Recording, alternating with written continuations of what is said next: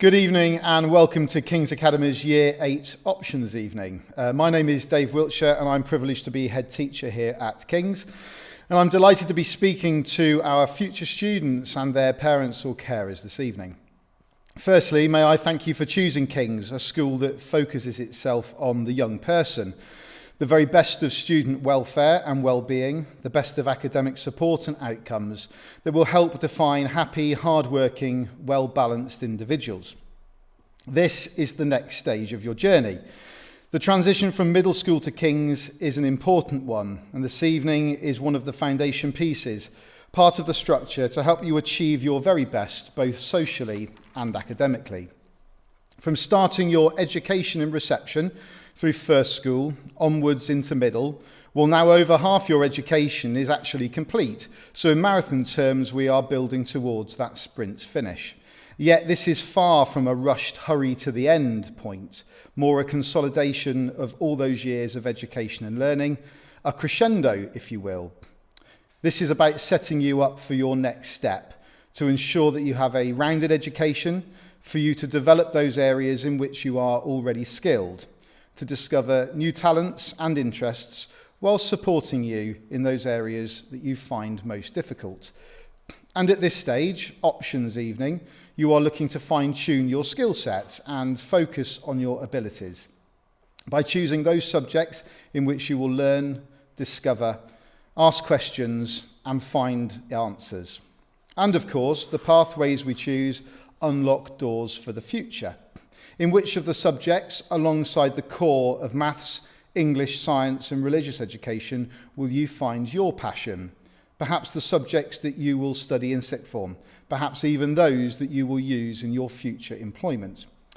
But of course, I can't allow this evening to pass without mentioning these strange times in which we find ourselves.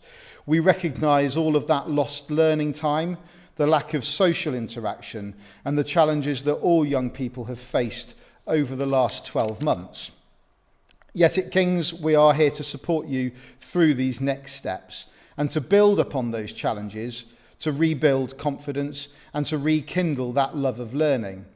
And it shan't be long before normality prevails and we can welcome you as King's students. I very much hope that you enjoy this evening, and please listen carefully to the advice that you're given. We are here to help.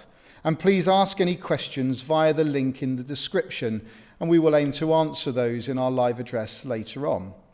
I'm now going to hand over to Rachel Hopwood, who's the Deputy Head Teacher in charge of Progress and Performance, who will guide you through the rest of Options Evening. Thank you.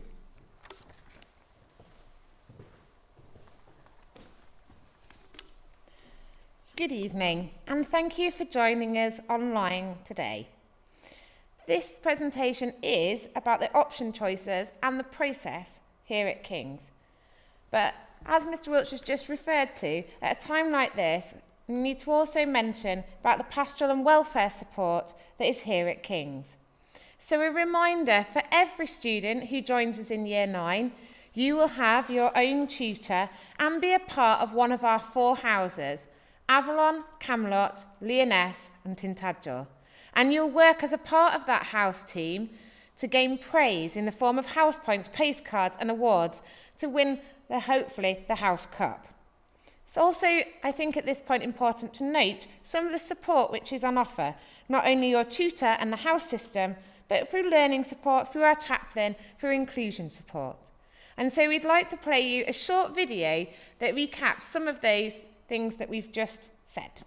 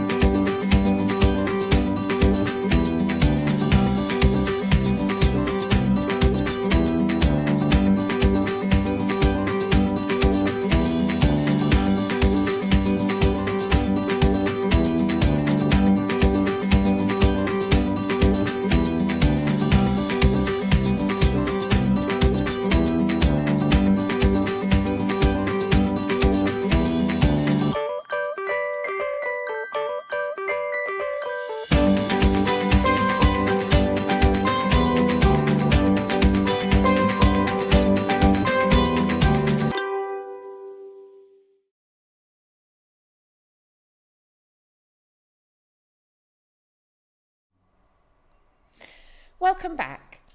So, before we go into the options process, I first want to just highlight to you some key dates.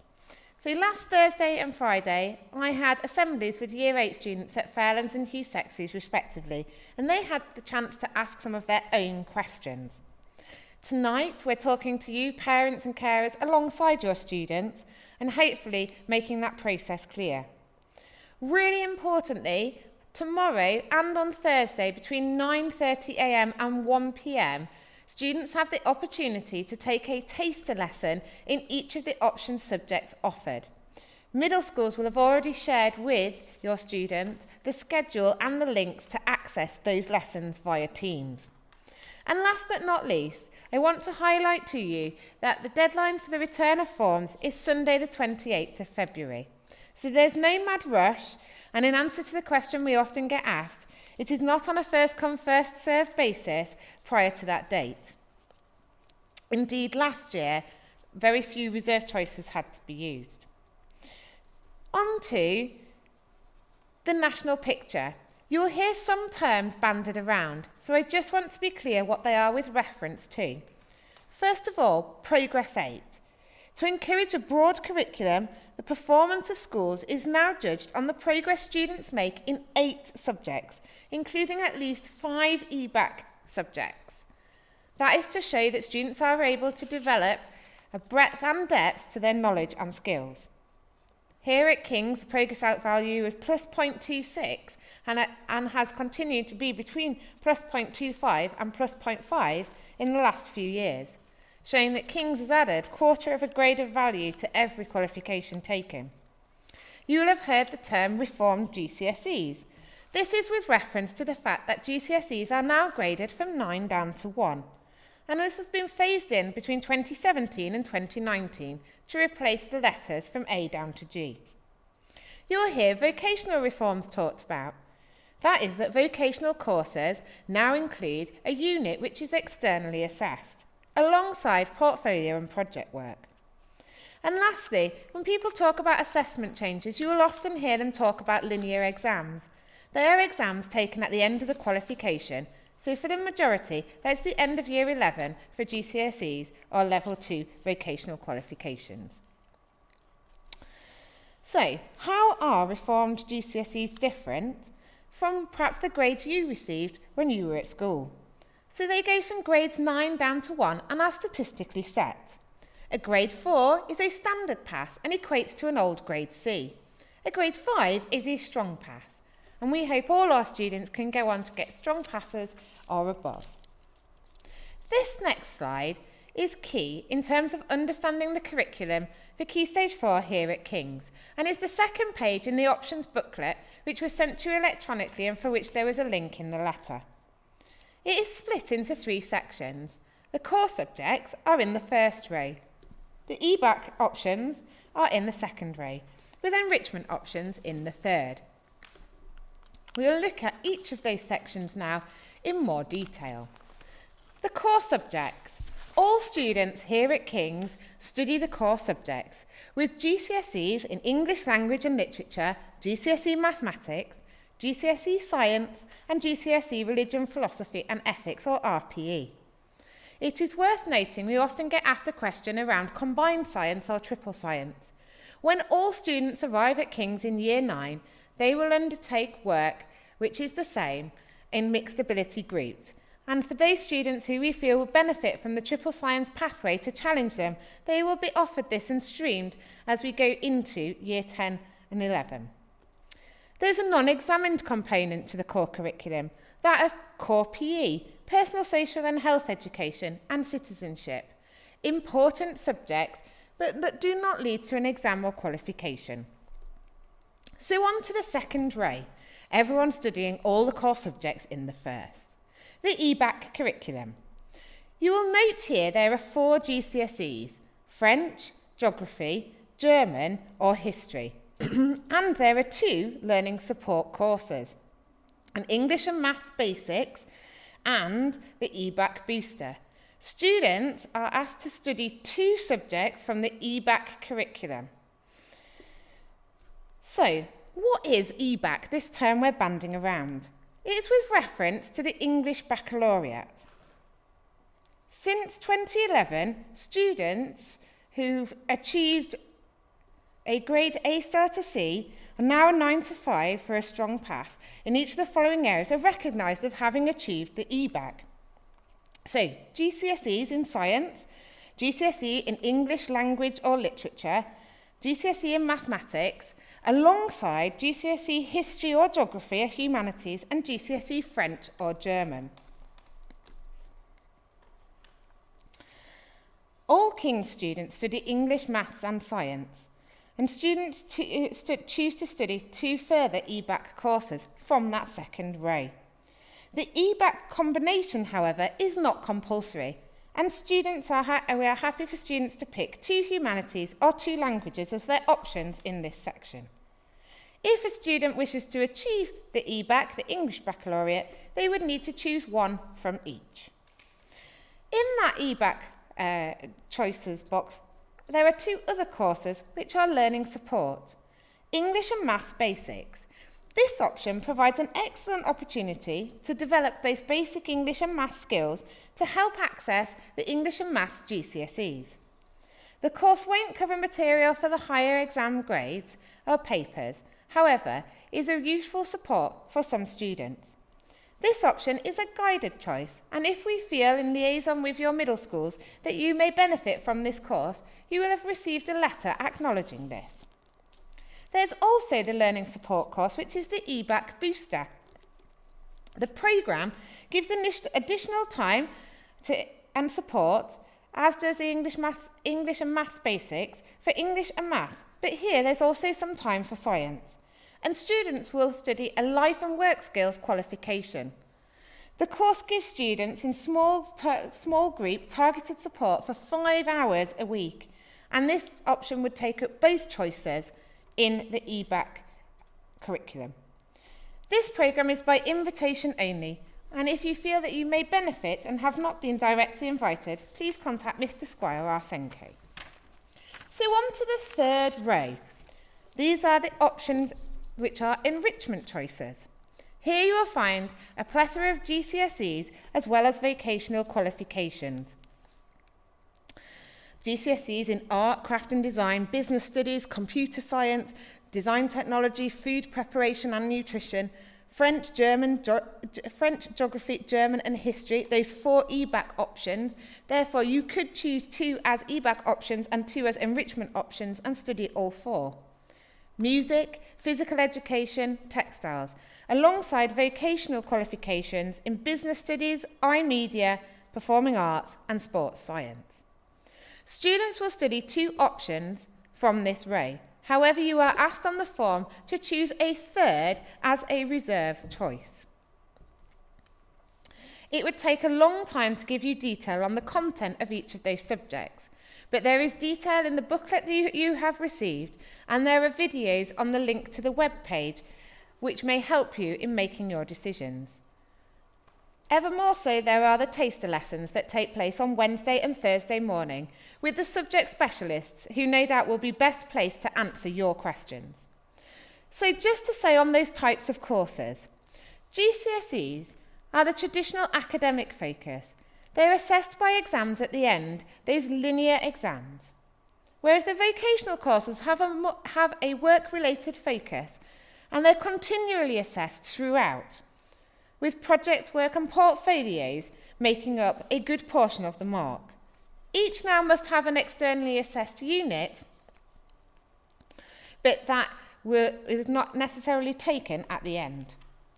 In learning support courses, these do not necessarily lead to a qualification, but provide extra time and support to help some students access their curriculums. So in summary, those important pieces of information. All students follow the core curriculum. Students choose 2 of those EBAC options. You will study 2 enrichment options, but you're asked to choose 3 to include a reserve choice. And your form will need to be returned by Sunday the 28th of February. So it's important to choose wisely. We cannot guarantee students can change courses, although we will always try to accommodate swaps where possible until October half term. So when you're thinking about your choices, this is a really exciting time when you get to focus what you do for your coming curriculum. Think about the career that you might want to take. Think about the skills and knowledge that you need to develop to access that. Think about what you enjoy and consider the different assessment types between vocational and GCSEs.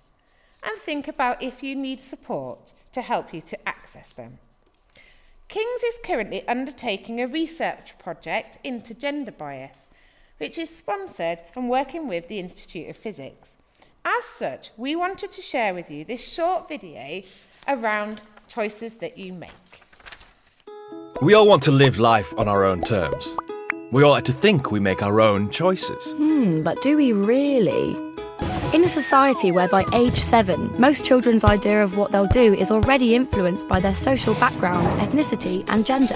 Where only about 22% of boys study literature and 23% of girls study physics. Aren't we all being nudged in certain directions according to our backgrounds? When the world tells us what kind of people we are, that girls need to be careful. And that big boys don't cry. That to be successful, you have to man up. Or make sure to act ladylike. When we're blasted with these stereotypes from all angles, day after day, year after year. How can we even tell how much they're affecting our sense of who we are? Have a look at this. Ooh, squelchy.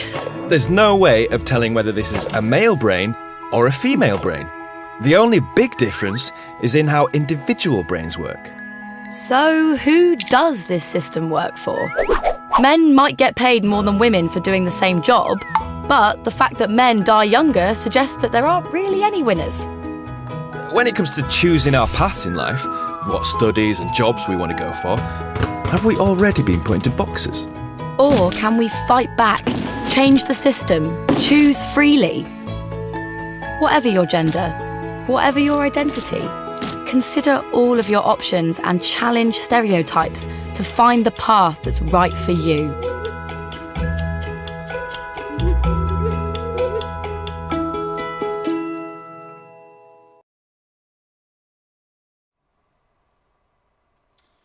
So thank you very much, Rachel. And this is, as I'd mentioned earlier, the opportunity for us to try and answer as many of the questions as you can.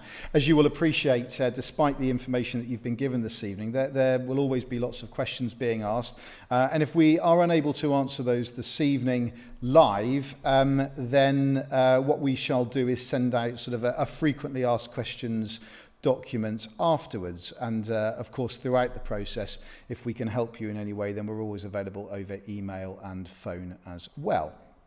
So the way this will work now is it's not just myself and Rachel here this evening. So behind the scenes and managing to orchestrate all of the technology is Sam Cale-Dyke. So I will ask Sam to sort of pose the question, and I shall perhaps answer in part, and then I'll hand over to Rachel directly, and hopefully over the course of the next 5 or 6 minutes we'll be able to answer as many of those questions as we can. So good evening, Sam. We've got some questions coming, I know that. Would you like to give us the first one, please? So if someone is interested in doing iMedia rather than computer science, can you explain the difference between the GCSE and the OCR National?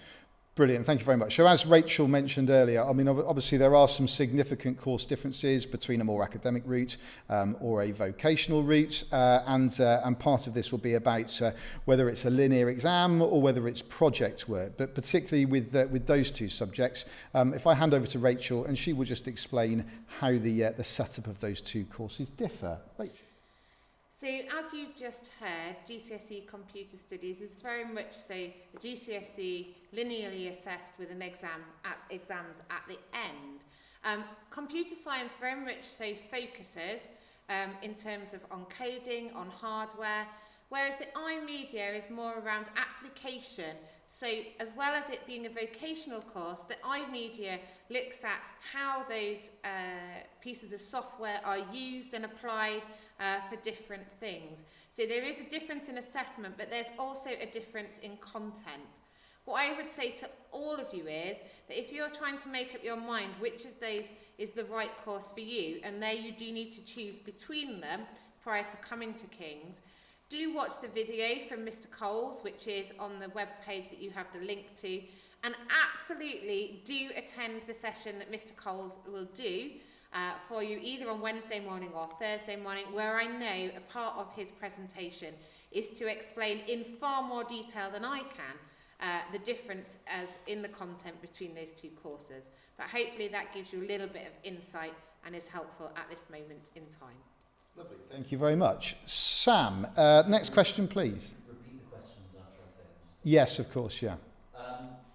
If one is interested in doing business studies, what criteria are going to determining whether one will take GCSE or BTEC, and what are the advantages for each one? Okay, so Sam's relaying the question there about the fundamentals, the difference between BTEC GCSE and BTEC Business, and the advantages or disadvantages to either of those. It's a similar question, I suppose, to the previous one, and again around the information that you had earlier. So this is often around the sort of the project-based work that would happen, and that continual assessment as part of the BTEC, and then the perhaps more academic rather than vocational route with a terminal exam and that linear structure that you would get in the GCSE. But again, Rachel, you might want to add in terms of business studies particularly and the course structure. Yeah, so one of the differences here is on your options form, you can just opt for business studies, and that's because the business department, the way they have developed their curriculum, they will deliver foundation to business as you've not studied it before when you arrive in year 9. And that will allow them to assess you in different ways, and they can then help knowing you to guide you as to which route they think that you will be more successful with. So actually on your options form, you don't need to choose between the two.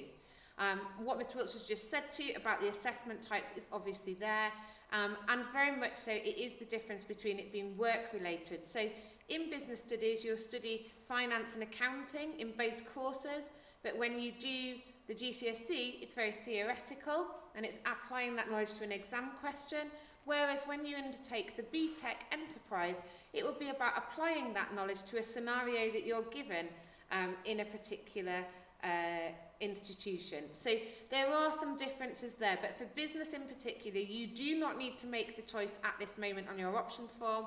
Pick business studies, and then with the help of those business teachers, they will help to guide you as you after you've arrived as to which one is the right course for you. Lovely, thank you, Rachel. Sam, the next question, please.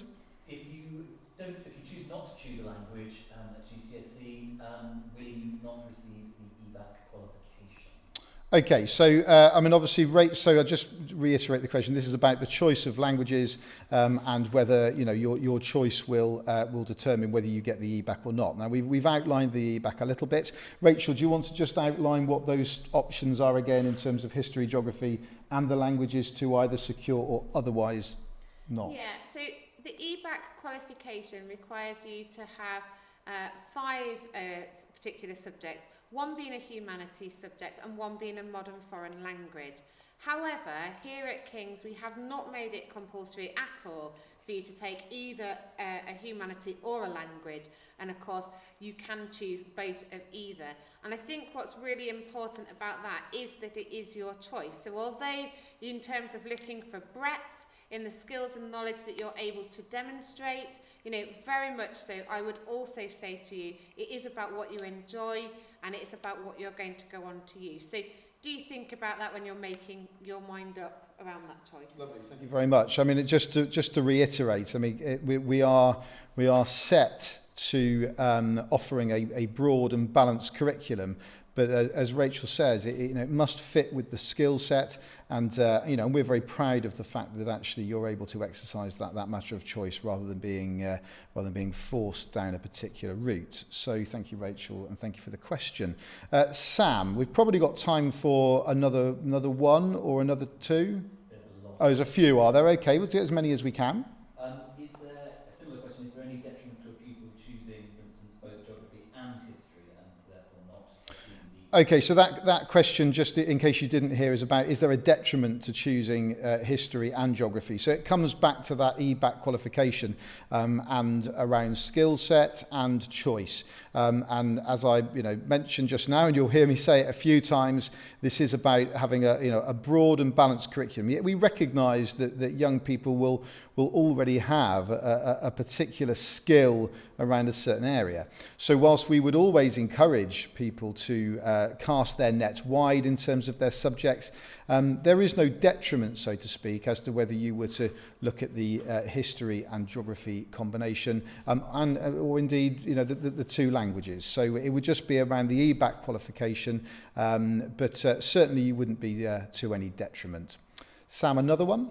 What proportion of students are typically forced to take their third option when they make their choices?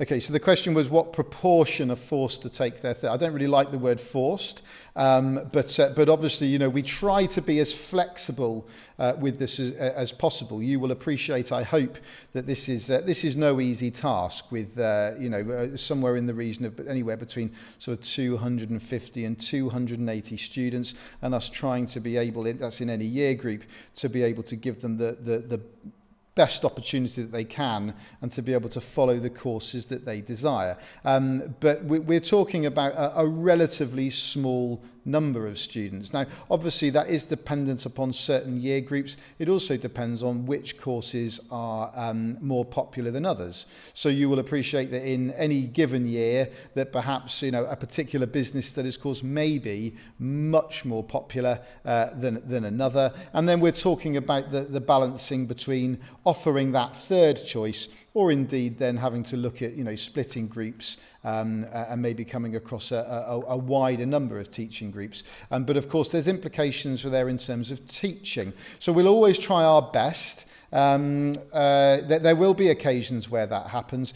Proportion is obviously very, very challenging because it's different from year on year.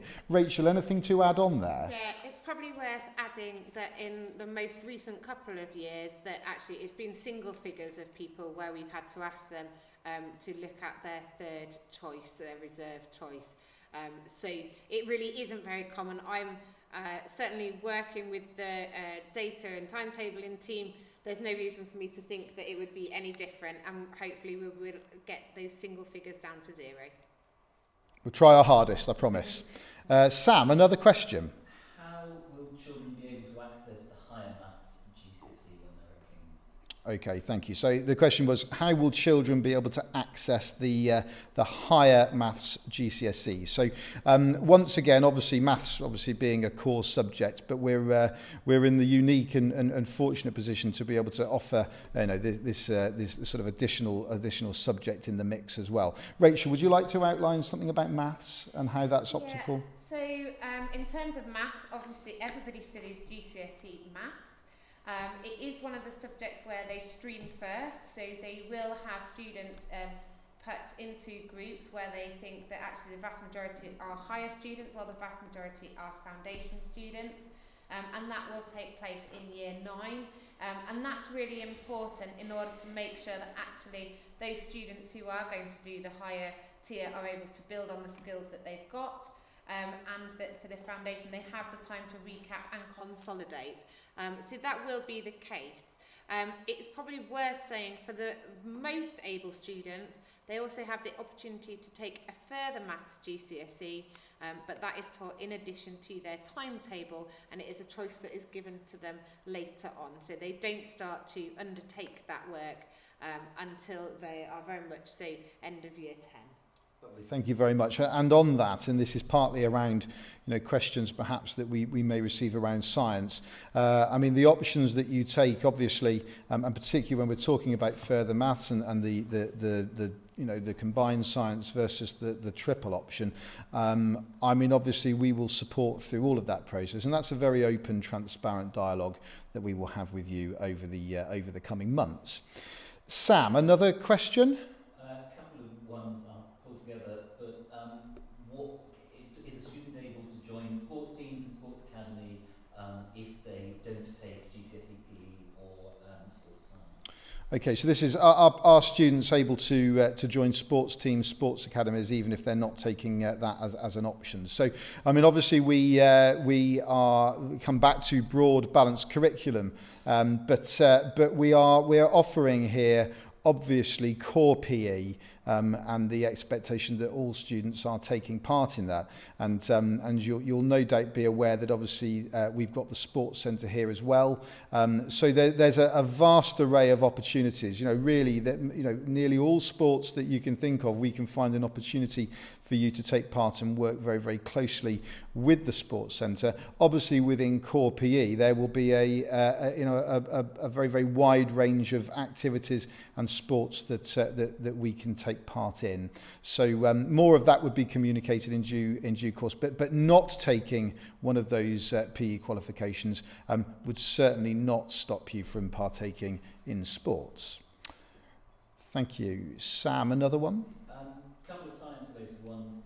If you end up doing triple science, how is it accommodated, and will you have to drop a subject in order to do this? And on a similar note, for those doing double sciences, how's that structured? Do you have to pick two sciences, or do you do all of them in accommodation? Yeah, that's a couple of big questions there. So this is around triple science and how is that accommodated? Is it a question of having to drop a subject? And then the question around double science and is it picking, or rather combined science is probably the better term, and are you choosing two of them? So I'll hand over to Rachel in a second, who will explain the sort of the structure around the timetabling. It's a similar answer to that further maths question and that support that we talked about previously.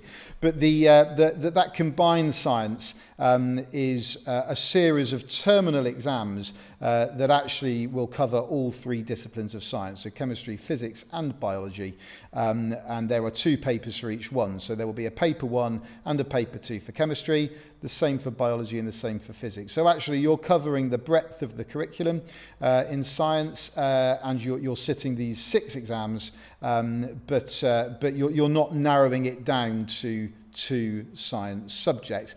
And of course, it's probably at this point, I know we're only at the stage of picking our options for our Year 8 students going into Year 9. But of course, we look forwards to the possibility of sixth form. And it's worth pointing out there as well that following a combined science route, it doesn't remove your chances of going on and studying those sciences at A level as well. And of course, the wide range of science-related options that we have at Key Stage 5. So that answers hopefully the combined science or the double science question. Rachel, do you want to pick up the triple science question? Yeah, so a little bit differently to the mathematics because of the way that the curriculum spirals in science, which means that they go back and revisit and further knowledge in different topic areas. And so actually what will happen is for those students who they think would benefit from the challenge of continuing and doing triple sciences, that they will put those students in Year 11 into a group together, so that they are taught that as they go through their Year 11 curriculum. So although in maths they have an additional session in order to do that because they're still going through the core GCSE maths curriculum, in science they are able to do that in Year 11. So that's the way it is usually delivered for those triple scientists. Have to reiterate though what Mr. Wiltshire said, and that is that if you take combined science and you're getting those higher grades, that is absolutely fine to continue your scientific education and go on to A level. So it isn't a necessity to study triple science, it's around whether it's the best course for you to take at that time. Brilliant, thank you very much. And it's a pertinent question, obviously chemistry being the best of the 3 A levels, on the fact that both myself and Rachel Hopwood are chemistry teachers. So anyway, no bias. Sam, any more questions? Brilliant. Okay, so so that is it. If there are more questions that come in, as I said to you at the beginning of this process, we will aim to answer those and obviously communicate perhaps a frequently asked questions document out.